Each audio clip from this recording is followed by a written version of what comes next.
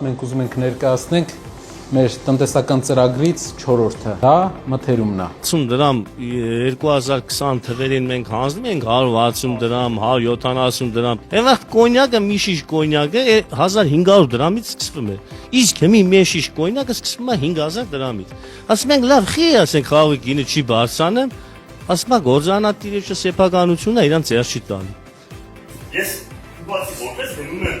դեղ վաճառողից դեղ առնելու ուժանյութ։ Ինձ ասում է, էսի նոր դեղա, դա սրսկը օգնում։ Սրսկը մեզ չի օգնում։ Գնում ես ուրիշ դեղա առաջարկում, այսինքն ինչ է դուրս գալի, որ դեղը որ չի ծախվում, դա առաջարկում է։ Չիրը մնացել է։ Արտադրել ենք մնացել է։ Գալիս են այնպես գին են արտադրում, որ մեր մթերման գնից ցածր է։ Գալիս են տարբեր երկու ախոսքի դեղցի չիրը, օրինակ 2500 դրամ, որ մեր վրա արդեն ինքը նստած է ախոսքի 3000 դրամ։ Ներկա պայն այդ սառնարանը աշխատցնելով աշխատուժը ոնց որ մոնոպոլիան մեր կոք են ռայոնում հավաքողները իրանք են որոշում այդ գինը ոնց անեն էլի 19 թվին էր 19 թվին տրակտորներով եկանք հանրապետության հրապարակ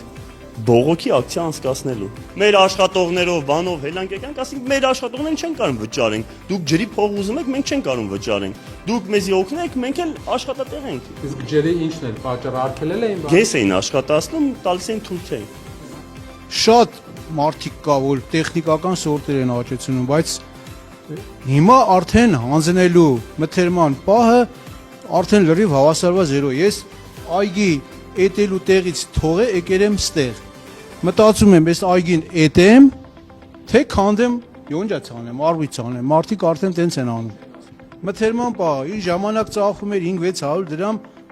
հիմա չեն տանում, իջսերին գինը, մինչև բերի սարքերին 200-250 դրամ Վերջում էլ սկսեցին էլ չտանել։ Մեր 4-րդ ծրագիրը մթերման կայանների մասին է։